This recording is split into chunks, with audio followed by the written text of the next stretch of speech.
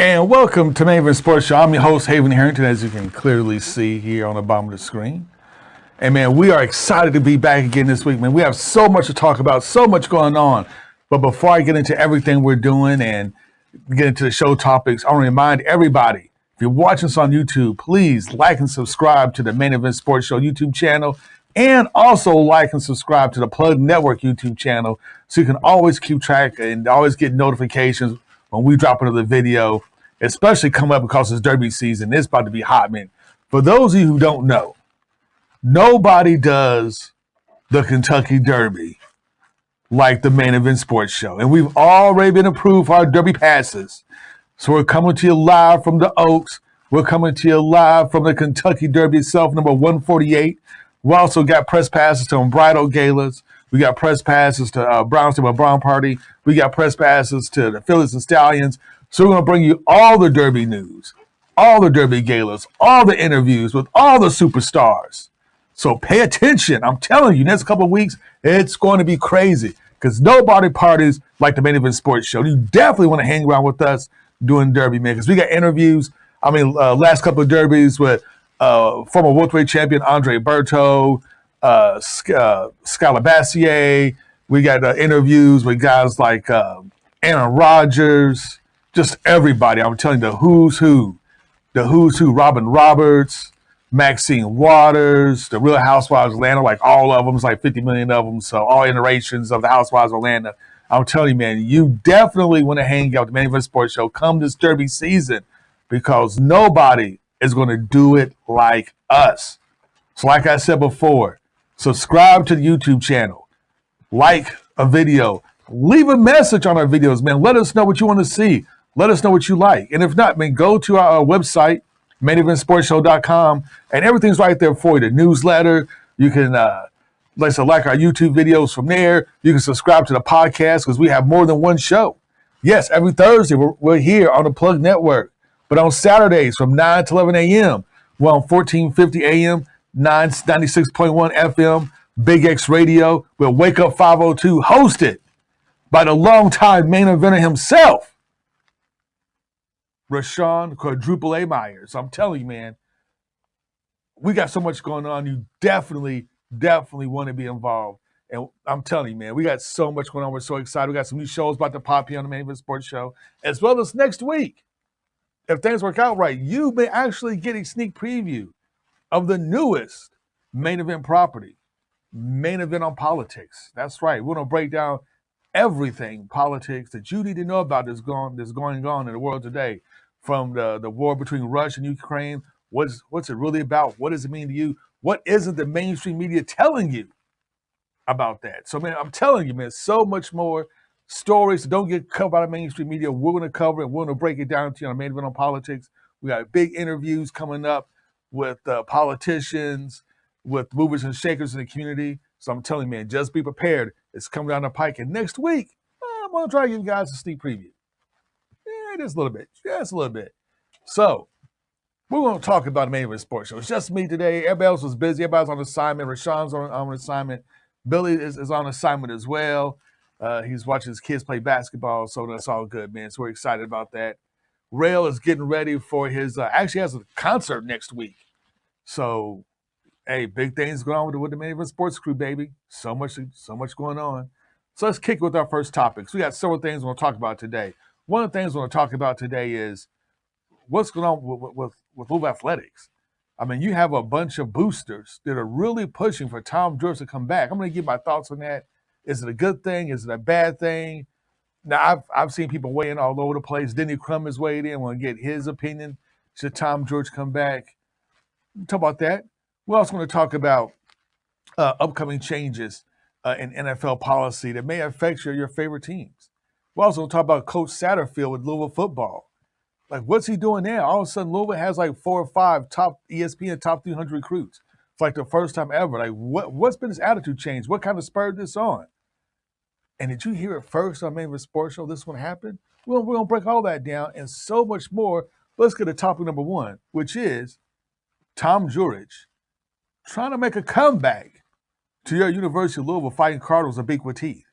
And, I have a couple of thoughts about this. I understand, you know, a section of fan base wanting Tom back. I completely and utterly get it. I mean, Tom built this program from where we were, in Conference Union. He got us in the Conference USA. Then we went from Conference USA, we went to the Big East. The Big East kind of fell out of favor, so we're not being a Power Five conference anymore. Then we had to fall back to the AAC. And then we made the big jump to the ACC where we are today. And, Tom spearheaded all that. Everything you see on Floyd Street, from the Nanatorium to the field hockey stadium to new softball stadium to Jim Patterson Stadium to the refurbished Cardinal football stadium, to, all the basketball facilities right now. It's all because of Tom. It's all because of Tom. I mean, he did it all. I mean, he helped build all that up. He got us Bobby 1.0. He brought us, Charlie Strong. Yeah, Crackthorpe. But, we had a football team rocking and rolling. He ousted Denny Crum, brought in Rick Pitino, won a national championship, been to a couple of Final Fours. He's built this Cardinal program to new, unexpected heights. So I understand why a section of fan base wants him back. And he got some heavy hitters too, like Jim Patterson, Lynn, or the Lynn Family Stadium, guys with deep pockets. Big time U of L boosters are really pushing this narrative that we need Tom back now. We need Tom to take us to the future. We need Tom to, to kind of shepherd the athletic department to whatever that next level is. But my question is why? Like, do we really need Tom George to come back? Would Tom George be as effective today as he was when he was first here? Because remember, when Tom was first here as athletic director, he ran the athletic department carte blanche. He had nobody to answer to. He could do everything he wanted, when he wanted, how he wanted. But now he can't do that. Now there's more oversight in the university. He wouldn't have the ability to just do everything he wanted, when he wanted to do it, and how he wanted to do it. So it's a completely different atmosphere that Tom will be coming back to, an atmosphere that he is not used to when he was here before. So that's something to consider. To me, that's a big thing to consider. Because it's not as quiet as kept. And one of the reasons that Tom left, one of the reasons that the past president at the University of Louisville, James Ramsey, left, because they were using the University of Louisville Foundation, which James Ramsey was also president of, which kind of conflict of interest to be president of the foundation and the university, but I digress. They were using some of the money from the foundation to prop up the athletic department, because although on paper, for every year Tom George has been here, it looked like the athletic department was making money. In some years, it actually weren't. There was kind of a problem with those funds and expenditures using money from the university foundation. Matter of fact, Crackthorpe's buyout didn't come from the athletic department. It came from money from the foundation, which is something that, that should have been done. And, Tom won't have that same access anymore that he did when he was first here. So it'd be a completely different environment for Tom if he did come back. Like I said, I understand why he wanted to come back, but what is U of L's fan base? Like, what's your risk aversion to new blood, to try new things differently? And it's just not U of L's fan base. Like this whole city has a fear of new ideas, has a whole fear of out of the box thinking, progressive thinking and thought, and people who think kind of outside the box want to move the community forward. This community has innate fear with that. Always wants to fall back to like what's familiar.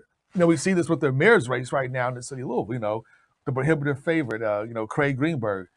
He's a nice guy. He's a great guy. I know Craig as well. I love what he's done with OVW wrestling, and one of the shows I've coming out is about wrestling here locally. So I love what he's done here with that. He's a developer. He was the CEO of 21C Hotels and things of that nature. So he's very well connected within that East End community. But is he really that different from what we had before Greg Fisher? This is kind of like a safe fallback bet that all the rich Louisvillians have kind of enamored with. Have they kind of circled the wagons around and given them all this money to kind of push the same thing forward, which is not a lot of change. And I want to think the city needs change. Well, something we can talk about next week. I may even on politics if you tune in. Maybe one of our topics. You never know. But like I say, no. What is your problem, you have fans, with new blood, with new way of doing things? I mean, we brought Kenny Payne back, and everybody's so happy to see Kenny Payne. Then, we announced that Milt Wagner, maybe the assistant coach, and Nolan Smith is coming back, which is great. Nolan Smith is a tremendous coach, a tremendous recruit, and again, from a Duke is awesome. We're gonna talk about this a little bit later in the show. That's all awesome, but it's also very familiar, and it seems like we're just gravitating towards the familiar. We're trying to get back to the glory days. I get it. You want to get back to the 80s, especially in basketball, when Louisville just ruled the roost, when Denny Crum was the man. When we were the team of the decade, we were the team of the 80s. 2 championships, multiple Final Fours. I want to get back to that time period and doing everything you can to harken back. But, man, sometimes you just need some new blood. You just need a new way of doing things. You need a new way of thinking. So I get what you're saying about wanting Tom George to come back. I really do. But let it go. It's a new day. It's a new era. Let's move on. Let's move forward. A lot of times retreads don't work. We saw it happen. We tried to bring about Bobby Petrino. It was an abject failure. And is Tom still going to be able to write all those contracts like he did before, where he gave Bobby a $14 million buyout? We had in Petrino's contract, he had no morality clause. I mean, no, we can't go back to those days. We have to move forward. We have to, go in a different direction. We have to do things differently. We have to do things by the book. Maybe it's not a good thing to have a guy just be judge, jury, and executioner of the athletic program and decide how everything goes, and it's his way or the highway, and that's it. Maybe there's a new way of doing things. Maybe there's a new way of thinking. Let's go find that new way. Let's be bold. Let's get some young leadership in here that thinks outside the box, wants to move the university forward. They wants to move the athletic department forward. They wants to do things a little bit differently than we've done before. I mean, let's go. I mean, I thank Tom George for everything he's done. I mean, like I said before, he's built everything you see on Florida State with the athletic department. He was the architect behind that. He did all that. He got us an ACC, all that. And for that, he should be thankful. For that, there should be a banner and a statue of Tom George someplace. But his time has come and gone. Just like Denny Crum's time has come and gone.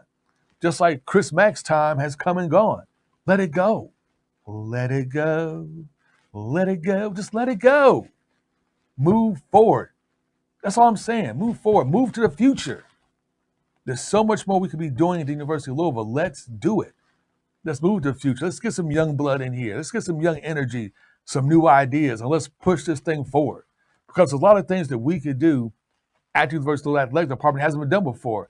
Let's push NILs to the next level. Let's find what that next big deal is, the next big TV deal, whether it's streaming or Netflix, what have you. Let's do it. Let's go. Let's find somebody new to do it. Some young blood, some new personalities, some people haven't seen before, heard before. Enough of the retreads. Let's move forward to the future. That's all I'm saying. That's all I'm saying with the Main Event Sports Show. Let's move forward into the future. We can do this. Don't be scared.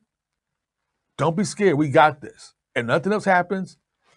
If people flame out, hey, as long as you hire a good basketball coach, a good football coach, with the TV money you get from the ACC and the revenue from the Yum Center, the athletic department will always be good. And Louisville will always support a winner. That's all you got to do. Let's push forward. Now, you know what? We'll take a quick commercial break. We come back. I'm going to retouch back on this topic.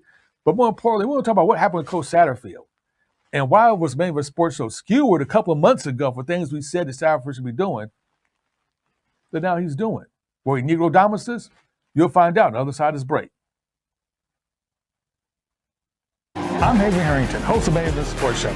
Catch us every Thursday, 7 p.m. Eastern Standard Time here on the Plug Network Online. Stay plugged in.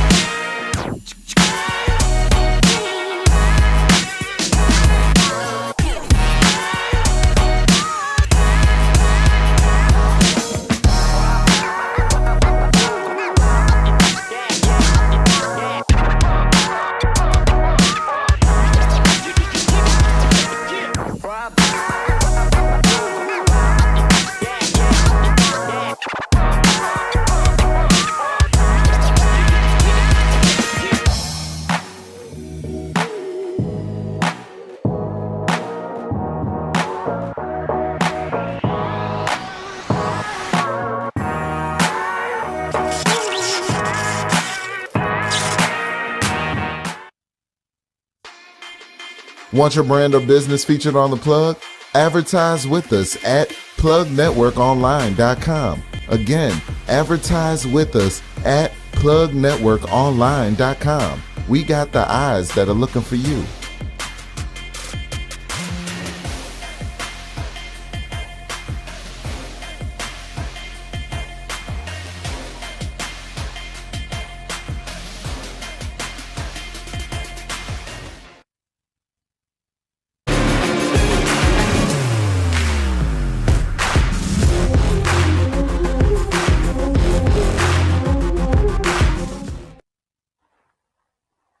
And welcome back to Main Sports Show. Thanks for holding through the break. And I just remind all our viewers, all our watchers out there, and all those who listen on the podcast as well, go to www.maineventsportshow.com. Subscribe to newsletters. Subscribe to the YouTube channel. Become a patron of the show. I'm telling you, for like about $3 a month. Help support the Main Event Sports Show, man, as we grow, as we add more shows, as we hire more writers, we hire more staff. And more importantly, man, we get some young people in here to mentor, to educate them and show them how to be media professionals. Help us grow our next generation by becoming a patron of the Main Event Sports Show. Once again, go to maineventsportshow.com. Hit become a patron. Subscribe to YouTube channel. Listen to a podcast. Comment on a podcast. Comment on one of our YouTube videos. Comment on this YouTube video right below. And while you're at it, subscribe to Plug Network, because there's big things going on with the Plug Network. There's not too many locally Black-owned media outlets we have. So support the ones you got, man. Support them where you got. There's tons of shows on the Plug Network. Always growing, always innovating. So help us innovate. Subscribe to Plug Network on YouTube. I'm telling you, fantastic things are coming on the pike. Join in, baby. I'm telling you, join in while you can. Get in while the getting is good. So let's talk about our good friend here at the Main Event Sports Show, Coach Scott Satterfield of your Louisville Cardinals. So a couple of months ago, actually a little bit longer than that, several months ago, because I was still in Florida taking care of my mother when this kind of story broke. But Eric Crawford of the Courier-Journal, WDRB, had sent out a tweet saying that he had talked to Coach Satterfield. And the impression he got from his conversations with Satterfield were that at the University of Louisville, the best we can hope for is to get a bunch of 3-star recruits and occasional 5-star guys, and we just got to coach the guys up that we have, and that's how we're going to grow the program, and that's how we're going to work. And a lot of local media was like, yeah, this University of Louisville, we can't get the big name recruits. Scott Satterfield is right. We just have to coach the guys up we have. We have to find the diamonds in the rough and build a whole team of diamonds in the rough, and if you keep building a team of diamonds in the rough, eventually we'll be able to compete for the ACC tournament or ACC title, once every, 6-7 years. We have a squad of diamonds in the rough in order to compete, but focus on 3-stars, coach these guys up, focus on the walk-ons, coach these guys up, and that's how I build the program. Me and Rashawn call BS. No. That's the fetus talk.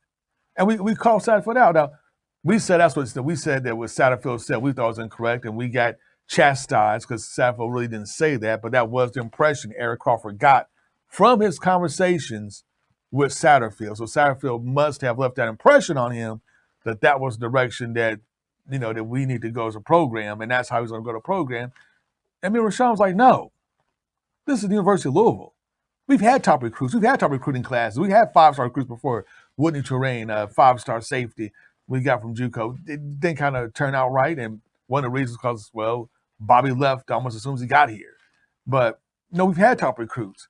Charlie Strong's first class was a stellar recruiting effort. We went down to South Florida and got all the talent.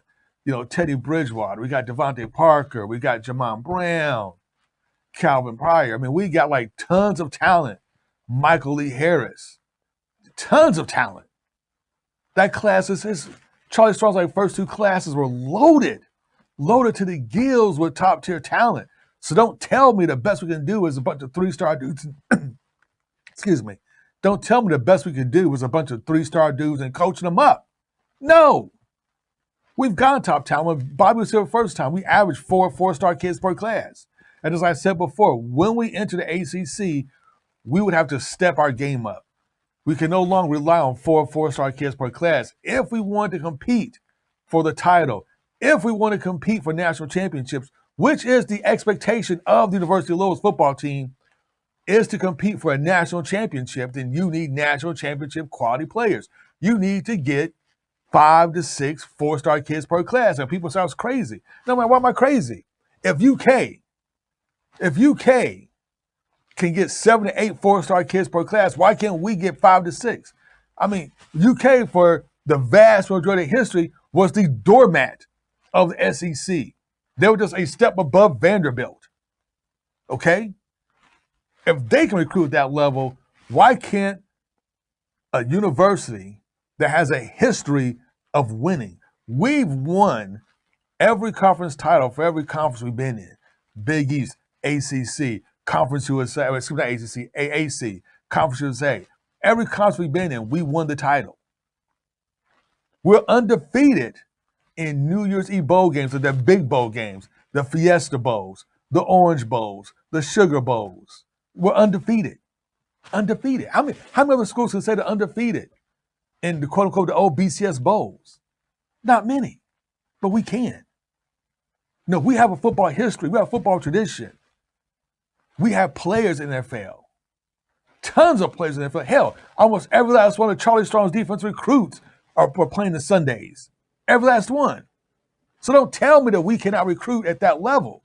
No. See, this goes to what me and Rashawn and other members of the Sports Show as well have always said about Scott Satterfield. And what I personally said about Scott Satterfield, I personally think he's a great coach.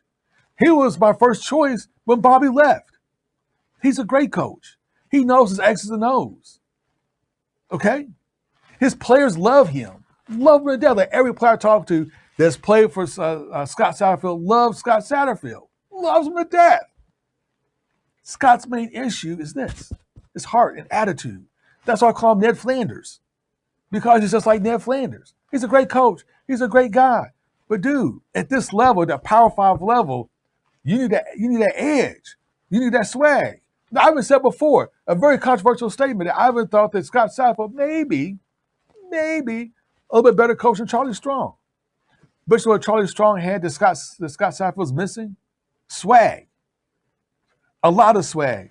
When Charlie Strong lost Kentucky that first year, he told us, "Hey, I'll never lose Kentucky again." And he beat into his players' heads, "We're never losing to Kentucky again, ever. Ever. As long as I'm head coach, we're not losing." And we didn't. When you saw Louisville did in bowl games, when we played Florida in the Sugar Bowl, Florida was like literally a game away from playing a national championship game. We played them in the Sugar Bowl. Wore them out. That team knew when they took the field, there was no way in the world Florida's ever going to compete with them. Don't care how much bigger they were, or faster, more talented people say, no, what's going to happen? They were not beating us that day. And they would never beat us because they had that swag. They had that air of invincibility. And that's what this team is lacking. And you saw that when we played Kentucky. Look at the first time Kentucky rolled us. You know what? I give Scott a pass. This is first time being in a big-time rivalry game. He gets a pass. He almost got past the second game because his father passed away during the week. And I understand it's hard to coach. It'd be hard for me to coach. You know, my father passed away during the week. But yeah, we had 1 week to prepare. You knew what you was coming into. The team still wasn't prepared to play. You know, they had the fake fight, they had the fake juice, as Charlie Strong would say. They had a lot of fake juice. But they didn't have that instinct, that killer instinct in them, that we're not going to lose. You're not going to beat us. I don't care what you do. I don't care how many fouls refs calls against, how penalties the refs call against, whatever. We're not losing. You know, and that's that swag that you need at that Power 5 level. And I think now Scott Satterfield is finally figuring out the swag. I think he's finally figuring out what it's going to take to win at this level. Now, I feel that for the whole time that Scott Satterfield was here, he was trying to prove to us that what he did at App State would directly translate to Power 5 football. Now, everything I did over here at App State, I can bring it over here. The small, fast defensive tackles, the smaller, faster players. I can bring that philosophy and transpose that to Power 5 football. And no, I mean, some of his offensive philosophies, yes, transferred fine. They're great. Some of his formations and movements, things of that nature, you know, translated. But on defense, as we saw, none of it translated. I mean, they play well in spurts, but then you wear down because they're too small. And you realize that they're fast, but they're not really that much faster than some of the bigger, faster guys that they're playing against. And Scott has finally started to address that. He's getting bigger guys on defensive line. He's getting bigger guys on offensive line. The problem is it's going to take 2 to 3 years for those guys to go through the system, get coached up, and get ready to play. In this recruiting class alone, Scott has more ESPN 300 rated players than Louisville's ever had. Matter of fact, today, that 115 player in the country, a quarterback out of California, a 6'1", 6'2" cover corner, just committed to University of Louisville over USC, over Oregon, over Alabama, committed to play at the University of Louisville. He has one of the top quarterbacks in the country out of California, once again, committed to play here at the University of Louisville. Can he keep those commitments? I don't know, but he got them committed. And that's huge. And as we see, when Scott Satterfield puts his mind to it, he can recruit. Now, do we all want to see him make some more offseason changes, like replace Brian Brown's defensive coordinator with somebody else? That didn't happen. And we knew that he was not going to make any drastic changes into his staff. He was going to kind of play around the edges of his staff because he still wants to do it his way with his people. And I get that, but he brought in some guys from Notre Dame. He brought in some guys from Florida on defense. Brought in guys that come from programs that expect to win and compete every year for national titles. So hopefully, and my hope is that some of that can kind of sink down into a Scott Satterfield's thinking, when it comes time to game plan, when it comes time to prep, when it comes time to recruit things and do things of that nature, that this is what it takes to win a championship. This is what it takes to compete at the highest level. Let's get it done. And hopefully some of these new assistant coaches, new offensive coordinator, linebackers coach, things of that nature, they kind of instill that into the program, because I think that's the last piece of the puzzle that Scott Satterfield is missing, is that hate. I mean, you have to have I don't know how else to put it. You have to have a certain level of hate in your heart, whether it's hating your rival, whether it's hating to lose. And I think for far too long, Scott Satterfield was happy to be ACC. He was trying to go along and get along with all the other North Carolina, South Carolina coaches and things of that nature, kind of having to be that fraternity, and thought things were going to be G. Willikers. And no, it's not. It's Power 5 football, man. It's about winning. At the end of the day, it's about winning. It's about losing. And then get rolled by 50-plus points 2 years in a row to Kentucky. It would have been 3 we played during COVID. You just got to figure it out. And I think for him, it's the attitude, it's the aggressiveness. We've seen him play passive football before. We've seen him put his DBs, 10, 12 yards off line of scrimmage because he's afraid they're going to get beat deep. But yet he gives about underneath dunk throws, and people score points on us willy-nilly, rather than just kind of playing aggressive and just letting the chips fall for me. But we'll see what happens. So much more to go in the season, man. So much more to go in the season. Talk about so much more to go. I'm out of time, so we'll take a quick commercial break. When we come back, let's talk a bit more about the Scott Satterfield situation. Let's talk about Kenny Payne and what's going on with the University of Louisville basketball team. When we come back on your Plug Network. Stay plugged in. I'm Avery Harrington, host of A&M Sports Show. Catch us every Thursday, 7 p.m. Eastern Standard Time here on the Plug Network Online. Stay plugged in.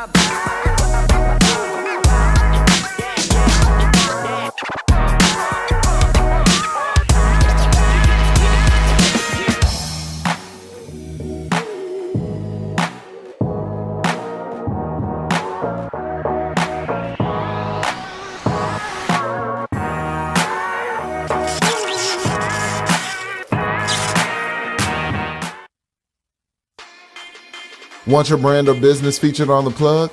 Advertise with us at plugnetworkonline.com. Again, advertise with us at plugnetworkonline.com. We got the eyes that are looking for you.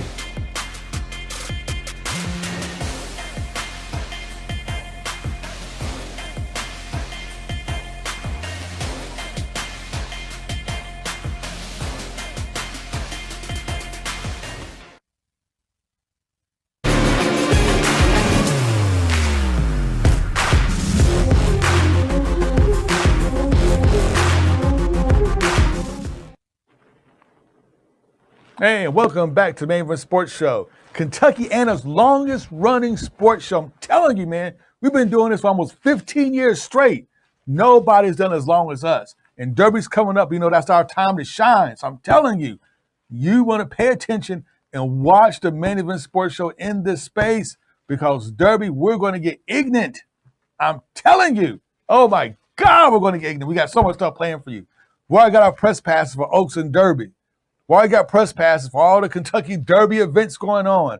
We got press passes to all the galas. So we're going to be with all the superstars. We're going to be with all the celebrities this Derby. I'm telling you. Matter of fact, you go to our Facebook page, Main Event Sports Radio, on Facebook, and you can go scroll through our pictures of past derbies, and you'll see us with Robin Roberts, with Warren Moon, with Andre Berto, with Aaron Rodgers, with Tony Romo, and so many others. Bam Adebayo. I mean, I'm telling you, man, we're going to bring you all the great interviews, things that nobody's ever seen before. Matter of fact, I think someplace on our Facebook page, you can find a video of me and Charlie Strong doing a Humpty dance and unbridled. I believe that video is up on our Facebook page. It may be buried because we got thousands of pictures up there. It may be buried on there. But yeah, you may see me and Charlie Strong doing a Humpty dance at Unbridled. I'm telling you, man, that's how the Main Event Sports Show rolls. That's what we do. And nobody does it better than us. That's why you want to follow us. That's why you want to go to maineventsportshow.com, get on the website, like and subscribe to everything we do, and follow us because it's about to get bigger and better. Forget about Deffer. I'm telling you. It's about to be huge. Talk about huge. Stay plugged in. The Plug Network. Pay attention. If you got a business out there, you want to advertise and hit a whole bunch of listeners, you need to contact the Plug Network, like right now. And my man Omni, the producer of the most, is about to drop in and give some contact information so you guys know how to contact the Plug Network and help support. So you could contact the Plug Network at the Facebook page via Messenger, Plug Network Online. You can also contact the Plug Network via production at plugnetworkonline.com. Website coming soon. Also, artists, if you have any music that you would like to get to us, music at plugnetworkonline.com.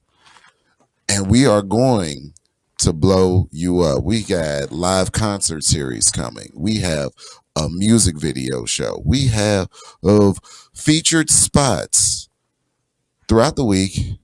And if you have full projects that you feel are not getting enough attention, submit it all to us. We'll go over it. We'll review it because we have a lot of artists around us that are dope. And we've been through the listening sessions, through shows like Lex Rated. And as I said, we have a concert series coming up and we have a music video show. I mean, what more do you want, folks? What more do you want? I mean, there it is. I'm telling you, from the man, the myth, the legend himself, Omni. Stay plugged in. Etc.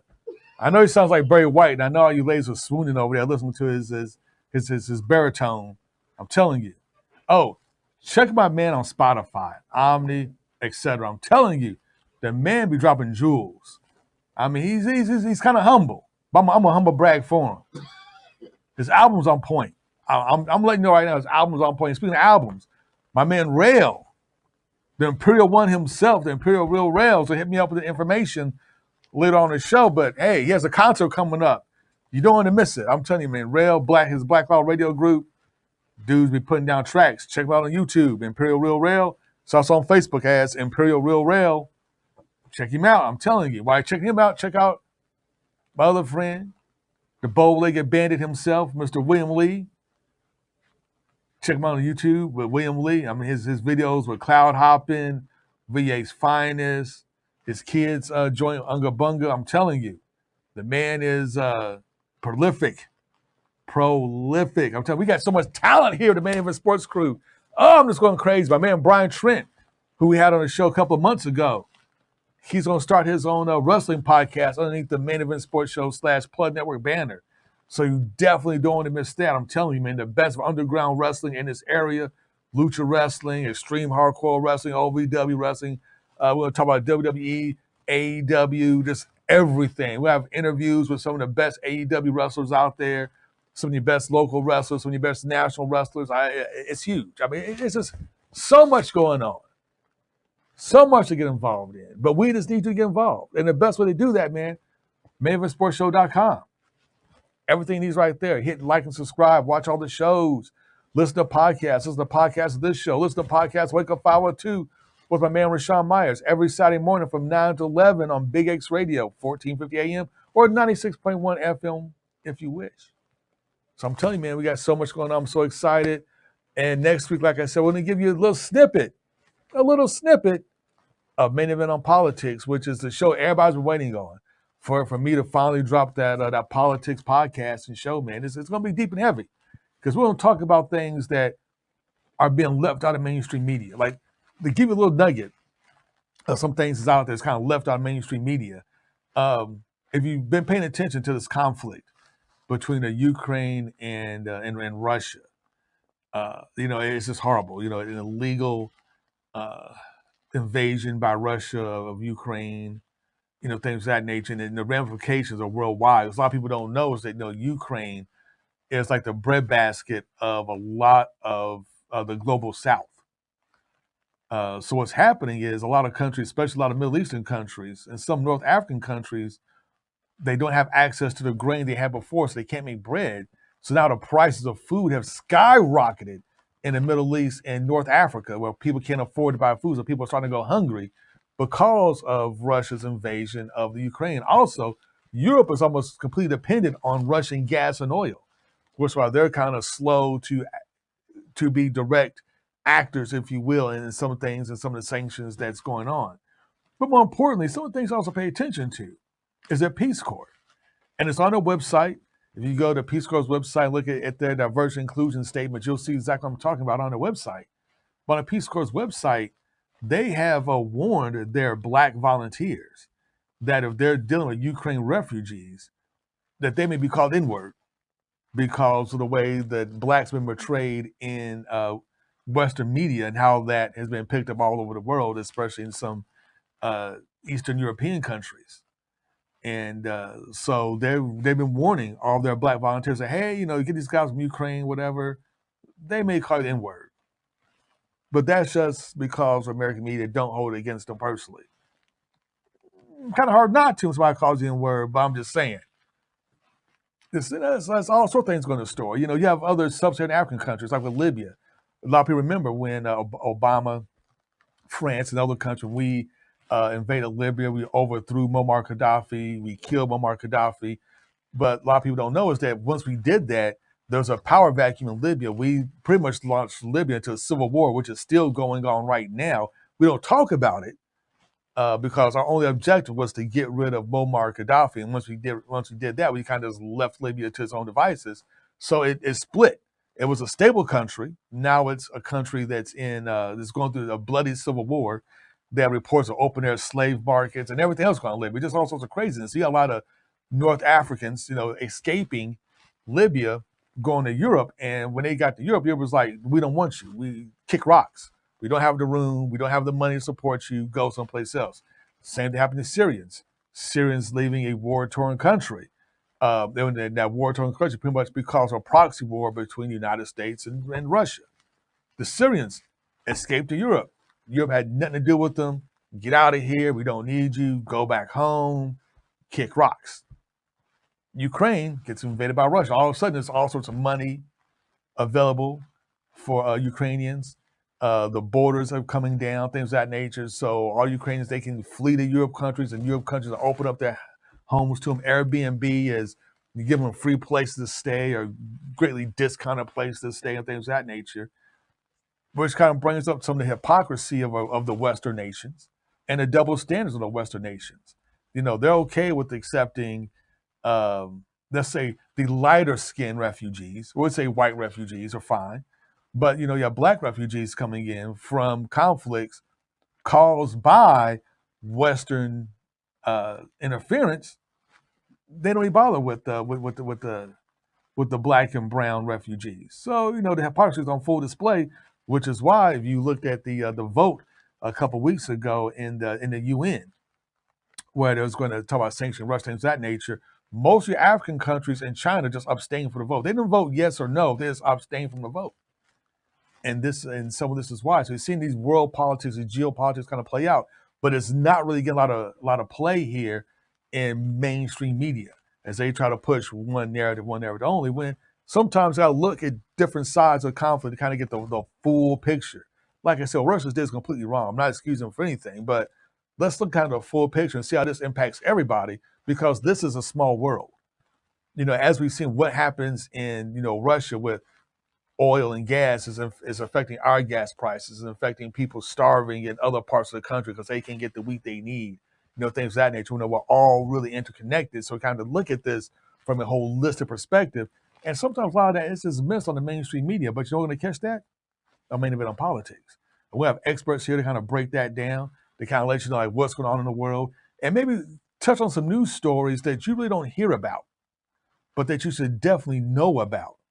Because like, a lot of times we're spoon-fed certain ideas and things of that nature, and sometimes a lot of times it's not the truth. But we want to bring, I'm going to bring everything to light, get out of darkness, and that's what we're going to do here at the main event on politics. So that was a snippet. That was like a full scale with the videos and charts and graphs and everything else. Just kind of just what you appetite a little bit of some things we're going to talk about. I'm up against a break. So we come back. We'll get a little, since I've been controversial so far, talking about Ukraine and Russia and everything else, let's keep it going. Let's talk about some of these transgender bills that's going through states, blocking transgender athletes. Let's kind of get some thoughts on that. Let's get a discussion going. And what's behind that? Should transgender athletes be banned? Should men who identify as women be banned from, playing in women's sports? Let's talk about that. When we come back on the Main Event Sports Show on the Plug Network, stay plugged in. I'm Haven Harrington, host of Main Event Sports Show. Catch us every Thursday, 7 p.m. Eastern Standard Time here on the Plug Network Online. Stay plugged in.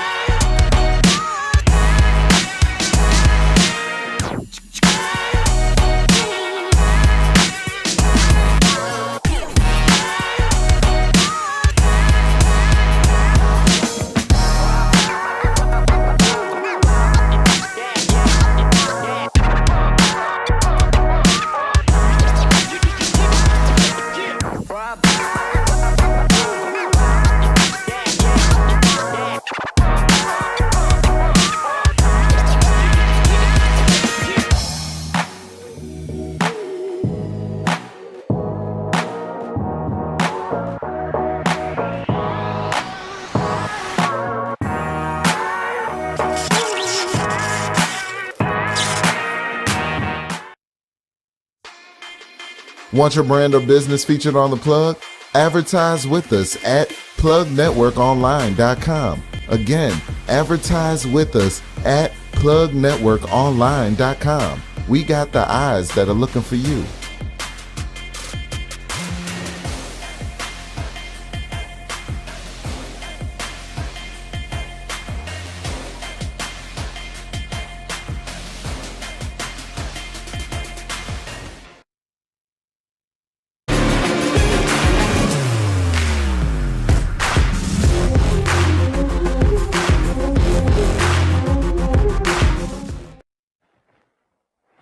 And welcome back to Main Event Sports Show. You know who it is. It's your man, Haven Harrington, the architect, the founder, the guy who put all this together 15 years ago, excuse me. Me and Carlo Kellum sat in the basement, went in the lab, made the show called Heavy Hitters. And the DJ was like, nah, you can't be Heavy Hitters because that's our name. I was like, all right, cool. Then Ken Clayton was like, man, you know what? The main event. And it's been the main event ever since, baby. And this is what we do. So thank you for tuning in. Thanks for plugging in, man. We got so much more to talk about. Like I said, let's get a little controversial. So let's talk about this transgender bill. It's already been signed and everything of that nature, but a lot of states have signed these laws. And the laws they're targeting transgender community in particular.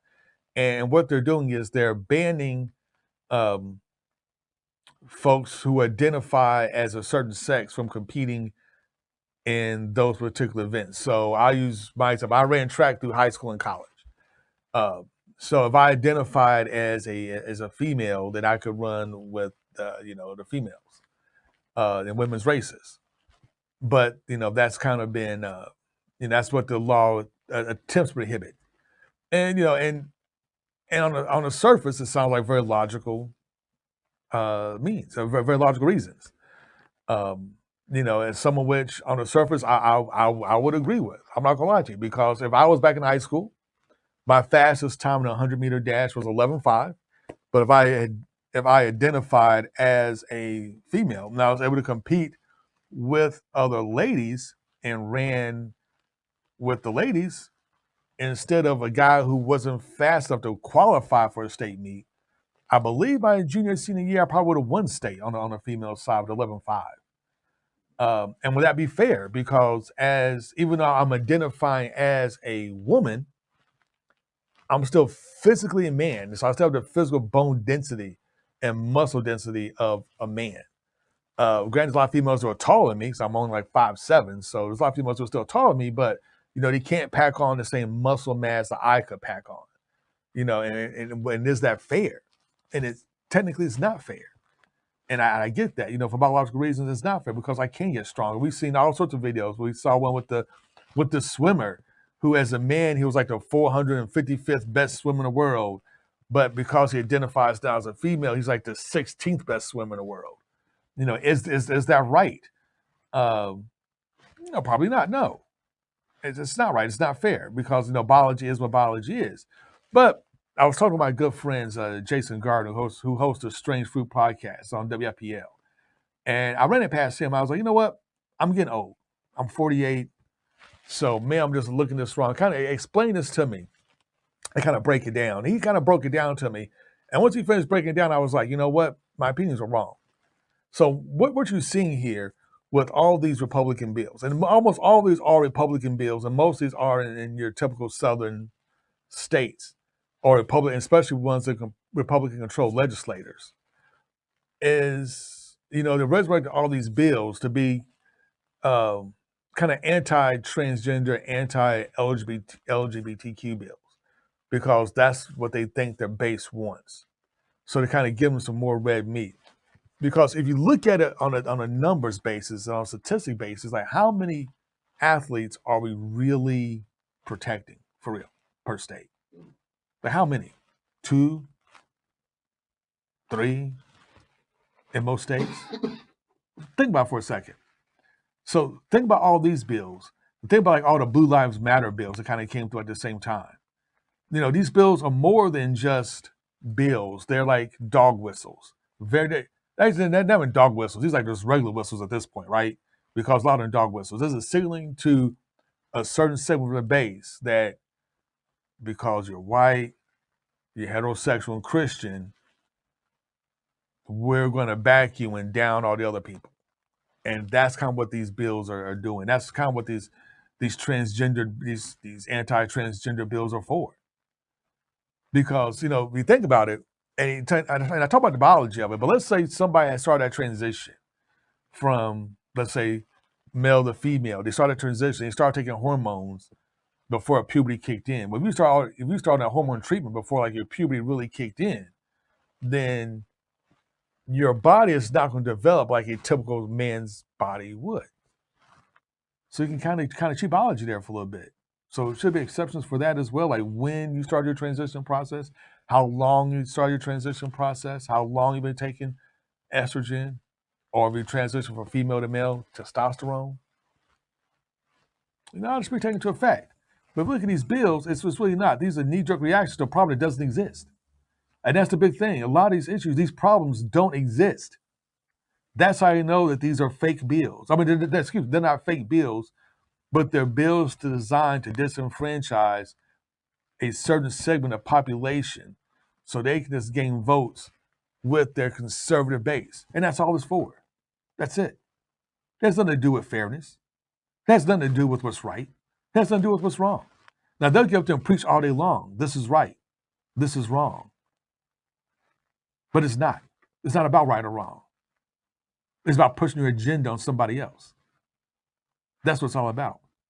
Like House Bill HB, I believe 9 just went through that pretty much bans abortion in the state of Kentucky. They just got passed on Wednesday. It's not about what's right or wrong. It's about pushing your agenda on everybody else. You know, they like to talk about, and a lot of times, a lot of really, really conservatives talk about, I want smaller government. I want government to stay out of my life. Bitch, you pass bills to keep government in your life. Because it's only about staying out of your life when it affects somebody else. And it doesn't benefit you. Because that's wrong. That's inherently wrong. It's inherently hypocritical. And to me, that's what these transgender bills are. They're hypocritical. They're wrong. It's about punishing the other so you can appeal to a small but very vocal segment of your voting populace. And we're seeing it all over the country with all sorts of bills. It started first in Texas, where you couldn't get abortion after 15 weeks, regardless of rape and incest, which is crazy. I can see banning abortion. Insane. That's insane. I can see where you say abortion is wrong. It's bad. It's murder. I get that. I completely get that. It's innocent life. We should take innocent life. I understand the argument. We get it all day long. But rape and incest? Making somebody go through rape and incest is crazy. And Kentucky's bill actually goes a couple of steps further. Now, some of these provisions, I believe, were taken out at the last minute, but one of the provisions were that if you had a miscarriage, that you had to provide a funeral. Who can afford that? I mean, if you're a poor woman, you had a miscarriage, nothing you had control over. Why would I feel like fill out documents and stating that, we have to fill out paperwork, to go to a funeral home. It's just crazy. Another thing with Kentucky's abortion bill is that if you had a miscarriage, if you wanted to get an abortion and things like, well, you can't within 15 weeks, you had to fill out paperwork. That paperwork doesn't exist yet, by the way, and it went into effect immediately. But the paperwork doesn't exist for anybody to comply, which is why the ACLU and Louisville's other only abortion clinic is right now suing in the district court. But you had to fill out a form if you want an abortion or if you had a miscarriage. You had to identify yourself, identify the father, and kind of state what county you came from and things of that nature, and then have a funeral for, or you had to pay for the cremation or the how they handle the fetus and tissue. Hold up, does that also mean that they have to name the miscarriage? I'm not sure if they have to name the miscarriage, but you have to do the cremation and things of that nature. Okay. But what does that really do? That identifies the people involved so they can be haggled. Just like with the Texas abortion ban, where you could sue the doctors for $20,000. Anybody from anywhere, any state could just sue. Wow. Which is crazy, which is completely unconstitutional. So it kind of, like I say, it goes back to these other bills around the country, banning transgenders and, from playing in sports with the sex they identify. Like I said, how many people does it really, really, really affect? How many? How many per state? How many state Kentucky? One, maybe? Maybe 2 kids? I don't know. That's a tough one, bro. Now, how many kids in other states? 3 or 4? That's a tough one, brother. Really? No. It's all smoke and mirrors. It's all smoke and mirrors. This is all like critical race theory. These bans, these transgender sports bans, were the same thing as critical race theory. Critical race theory wasn't even a thing. Okay, something that's only taught in law schools. It wasn't taught in elementary school, wasn't taught in middle school, wasn't taught anywhere in public school. No, it's only taught in law schools. But yet they made it all about critical race theory is coming to a school near you. The boogeyman is coming. But what's critical race theory really about? What's that fight really about? When you peel back the layers, and you really look at it, it was about, we don't want our kids to learn Black history because it makes us feel uncomfortable to talk about the bad things we did to Black people. So we're just not going to talk about it. And Florida has passed 2 of those laws. They just won't talk about it. If it makes white kids feel uncomfortable, don't talk about it. You don't have to talk about history that makes white kids feel uncomfortable. And they single out white kids. Doesn't say anything about what makes Black kids feel uncomfortable. But being called a nigger makes me feel very uncomfortable. Let's talk about that. But apparently you can't talk about that. So that's what people, that's what kind of people be aware. We see some of these laws, let's kind of step back a little bit and kind of take like that 50-foot the view of what's really going on. And a lot of times you find things a little bit different. And that's why I said that transgender law, I'm completely against it. I think it's wrong. I think it's bogus. It's like these CRT laws, these critical race theory laws that sweep the nation. They're wrong. They're bogus. It's all about dog whistles. It's all about appealing to the lowest common denominator in our country to keep what is minority of thought in power. And that's what it's all about. Keeping people angry, keeping them riled up, doing everything they can to keep you angry, riled up, and divided so they can stay in power. Because they know through every study, through everything we've seen, their thoughts actually are in the minority. But you would think the majority by the news coverage they get. Something to think about. You know what? Our time is up. Thank you for tuning in to this segment of Man with Sports Show. We'll be back next week. Same bat time, same bat channel on the Plug Network. Stay plugged in. I'm Hagen Harrington, host of Man with Sports Show. Catch us every Thursday, 7 p.m. Eastern Standard Time here on the Plug Network Online. Stay plugged in.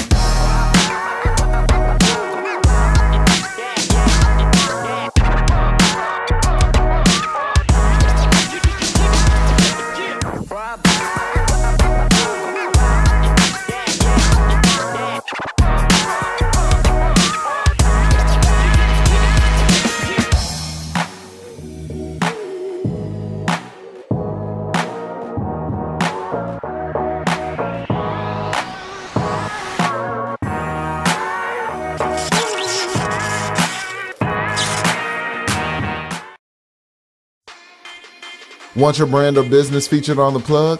Advertise with us at plugnetworkonline.com. Again, advertise with us at plugnetworkonline.com. We got the eyes that are looking for you.